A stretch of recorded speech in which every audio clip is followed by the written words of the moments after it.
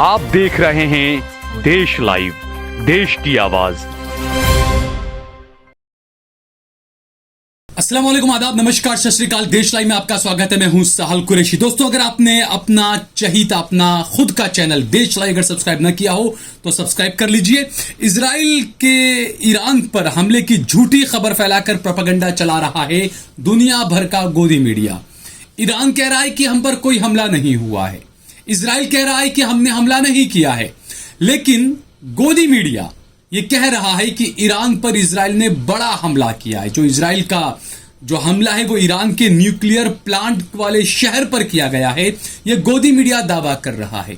दोस्तों, मैं लगातार जो आपसे कहता हूं कि आखिरकार मुसलमानों को अपने खुद के मीडिया चैनल की जरूरत क्यों है, उसकी वजह यह है दोस्तों, क्योंकि ये जितने भी है ना दुनिया भर के गोदी मीडिया, ये इस्लाम के और मुसलमानों को हर तरह से ये लोग नीचे दिखाना चाहते हैं। किसी भी हाल में ये मुसलमानों को, इस्लाम को बदनाम करना चाहते हैं, नीचा दिखाना चाहते हैं। यानी इस्लाम को और मुसलमानों को नुकसान पहुंचाने के लिए किसी भी तरह की कोई कमी छोड़ना नहीं चाहते हैं ये लोग।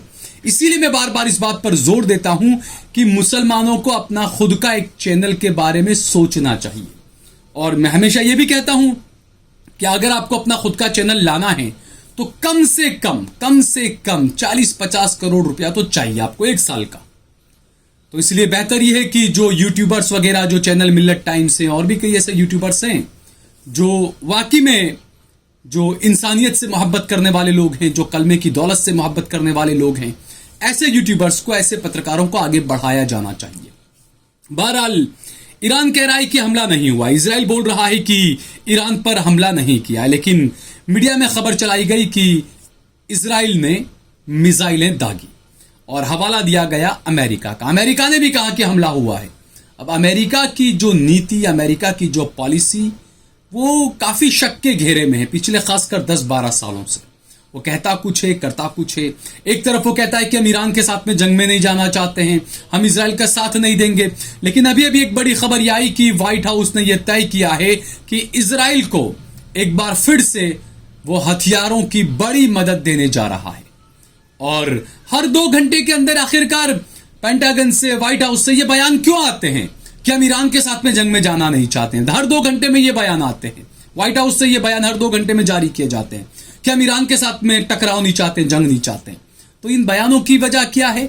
और दूसरी तरफ बाइडेन की तरफ से, अमेरिका की सरकार की तरफ से करोड़ों अरबों डॉलर की मदद, हथियार दिया जाना इजराइल को, ये कई सवाल खड़े करता है दोस्तों। और मैंने जैसे बताया कि ये लोग किसी भी तरह से मुसलमानों को और इस्लाम को नीचा दिखाने की कोशिश में लगे रहते हैं। और इसीलिए हमें जरूरत है कि हमें अपने एक मीडिया के मुतबादिल के लिए, मीडिया के ऑप्शन के बारे में सोचना चाहिए। सबसे पहले एक इजरायली अखबार टाइम्स ऑफ इजराइल ने दावा किया कि भाई इजराइल ने ईरान पर बड़ा हमला किया है और जो ईरान का न्यूक्लियर प्लांट वाला जो शहर है, इस्फहान शहर, उस पर जो है वह हमला किया है। अमेरिका ने भी झूठा प्रोपेगेंडा चलाया, अमेरिका ने भी झूठा दावा किया कि भाई इजराइल ने ईरान पर हमला कर दिया है, जबकि ईरान और इजराइल दोनों ही हमले से इनकार कर रहे हैं। ईरान कह रहा है कि कोई भी बाहरी हमला हमारे ऊपर नहीं हुआ है। उधर इराक पर हमले की भी खबर आई तो इराक ने एक फोटो जारी कर दिया कि एक इजरायली मिसाइल है, वो जो है वो किसी खेत में टूटा फूटा पड़ा हुआ है। इराक ने दावा किया कि बस ये एक मिसाइल जो है वो आई थी और इसको जो है वो मार गिराया गया, या ये खुद ब खुद फेल हो गई, इजरायली मिसाइल थी ये। तो ये जो दावे हैं, ये जो वादे हैं, ये आखिरकार किस तरफ इशारे कर रहे हैं? दूसरी तरफ ये भी कहा गया कि सिर्फ 3 ड्रोन जो है वो आए थे जिन्हें बर्बाद कर दिया गया, जिन्हें या तो मिटा दिया गया या वो खुद ही फुस हो गए। ये भी खबरें आई, नाकाम किया गया। इसके अलावा कुछ भी नहीं हुआ है, ये ईरान का दावा है। लेकिन गोदी मीडिया बढ़ चढ़ कर ये खबरें दिखा रहा है, ओ इजराइल ने ये कर दिया, इजराइल ने बदला ले लिया, इजराइल और बदला लेगा। जबकि इजराइल तो कह रहा है हमने तो कोई हमला ही नहीं किया है। ईरान कह रहा है कि बाहरी, ईरान की सरहद के बाहर से किसी भी तरह का कोई हमला या कोई मिसाइल ईरान के अंदर नहीं आई है। ये ईरान की रक्षा मंत्रालय का खुद का बयान है। और आज तो चूंकि खुमैनी का आज बर्थडे है आज, तो इस वजह से भी खबरों को शायद बढ़ा चढ़ा कर दिखाया जा रहा है। इसके अलावा कुछ हुआ नहीं है। उधर हिब्रू मीडिया दावा कर रहा है कि युद्ध की वजह से हर रोज 60 इजरायली फौजी विकलांग हो रहे हैं। यानी ये तो बड़े बाप की भाषा में हुआ विकलांग, इनके बाप की भाषा में कहें तो दिव्यांग हो रहे हैं। हर रोज 60 इजरायली सैनिक दिव्यांग हो रहे हैं, विकलांग नहीं दिव्यांग हो रहे हैं। तो इससे आप अंदाजा लगा सकते हैं कि क्या हाल है इजराइल के अंदर आर्मी का, सेना का, क्योंकि वहां के लोगों पर प्रेशर डाला जाता है, दबाव डाला जाता है कि आप सेना में भर्ती हो जाइए। और इसीलिए इजराइल की 40% से ज्यादा जो आबादी है वो डिप्रेशन का शिकार हो चुकी है। एक डर उन पर मंडरा रहा है और इसीलिए लोग नेतन्याहू के खिलाफ सड़कों पर उतरकर आ गए हैं। इराक ने दावा किया है कि उन्होंने एक रात को इजराइल का एक मिसाइल मार गिराया। आपको बता दें कि 14 अप्रैल के दिन ईरान ने इजराइल पर 300 मिसाइलें दागी थी और उसके बाद से लगातार ये खबरें आ रही थी कि इजराइल हमला करेगा, इजराइल बदला लेगा, इजराइल हमला करेगा। लेकिन गोदी मीडिया है भाई, कुछ भी कर सकता है, गलत खबरें चला सकता है। लेकिन इसी बीच एक खबर ये आई कि एयर इंडिया ने, भारत की जो एयरलाइंस है एयर इंडिया, उसने 30 अप्रैल तक तिल अवीव जाने वाली अपनी तमाम फ्लाइटें रद्द कर दी है। अब वहां से लोगों को, किसी को आना है, भारतीयों को, जिन 6000 भारतीयों को भेजा गया मजदूरों को, उनको आना है तो कोई और रास्ता उन्हें तलाशना पड़ेगा, ढूंढना पड़ेगा। मिडल ईस्ट के हालात की वजह से कच्चा तेल जो है वो महंगा होता जा रहा है और खबर है कि तकरीबन कच्चे तेल के अंदर 4% की बढ़ोतरी हुई है। और अगर प्रति बैरल की अगर बात करें तो प्रति बैरल जो है वो कच्चे तेल के दाम $86 तक पहुंच चुके हैं, जो कि $50 के आसपास जब थे। अब लोगों को पूछना चाहिए कि भाई बताइए, आपको नसीब वाला प्रधानमंत्री चाहिए या बदनसीब प्रधानमंत्री चाहिए?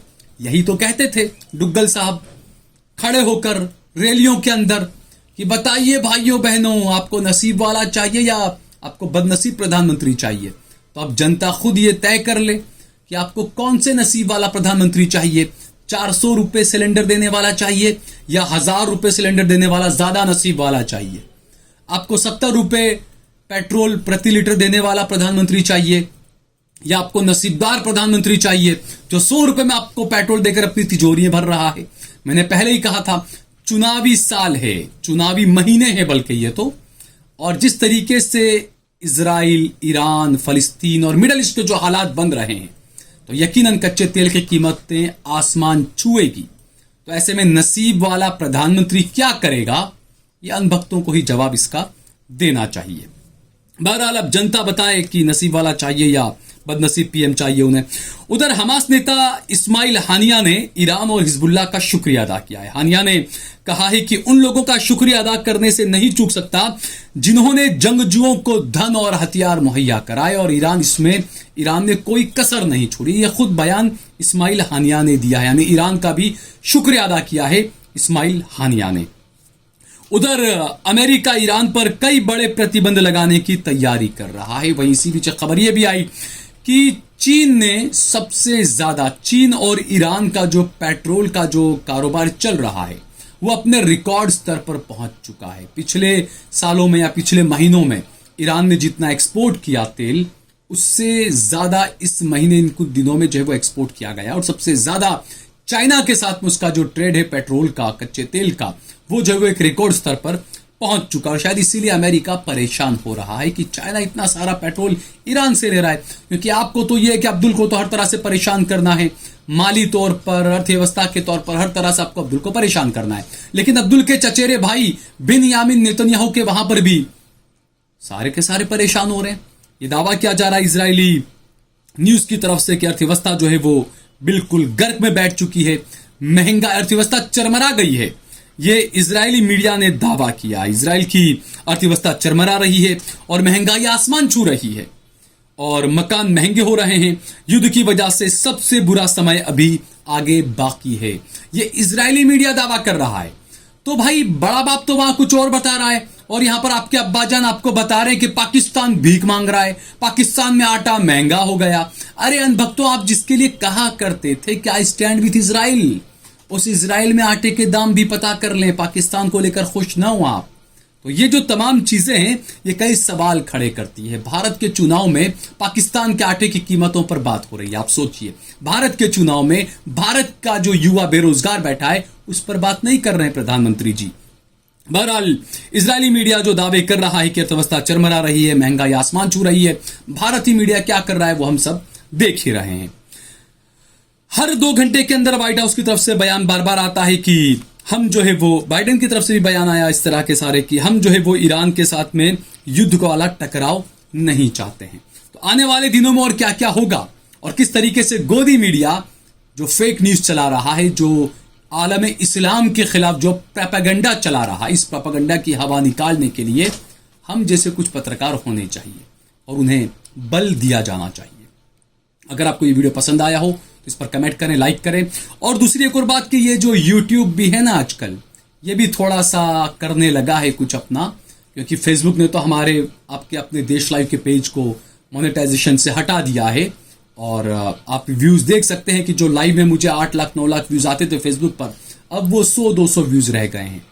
यूट्यूब थोड़ा बहुत ठीक चलने लगा था, लेकिन उस पर भी यूट्यूब ने भी अब पाबंदी, क्योंकि चुनावी साल है, सरकार के लोग हर जगह बैठे हैं, तो उन्होंने यूट्यूब पर भी अब पाबंदी लगाना तकरीबन शुरू कर दिया है। ज्यादातर वीडियो या तो मोनिटाइज नहीं हो रहे या लोगों को उसके नोटिफिकेशन नहीं जा रहे हैं।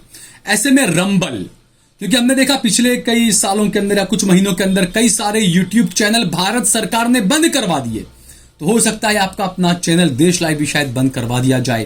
तो इसीलिए रंबल पर, RUMBLE, रंबल एक यूट्यूब जैसा ही एक प्लेटफॉर्म है जहां पर हम पिछले 1 महीने से हमारी वीडियोस अपलोड कर रहे हैं। तो कभी आपको अपना चैनल देश लाइव यूट्यूब पर नजर ना आए तो आप रंबल पर हमारी वीडियो देख सकते हैं। हमने हमारा नंबर दिया हुआ है, ज्यादा से ज्यादा सहयोग करें, समर्थन करें। और दूसरी बात मैं ये बार बार कहता हूं कि हमने इस महीने हमारे साथ कम से कम 100 लोगों को ज्वाइन करने का एक मुहिम हमने चलाई है, एक ड्राइव हम चला रहे हैं। तकरीबन 60 लोगों ने ज्वाइन किया है। तो ज्यादा से ज्यादा लोग पहले YouTube पर देश लाइव के चैनल को सब्सक्राइब करें और उसके बाद में ज्वाइन बटन दबाकर जितनी आपकी जो उसमें अलग अलग कैटेगरी दी गई है, जिस कैटेगरी में आप जाना चाहें आप जाएं और ज्वाइन बटन दबाकर हमारा ज्यादा से ज्यादा समर्थन करें। जय हिंद, जय भारत।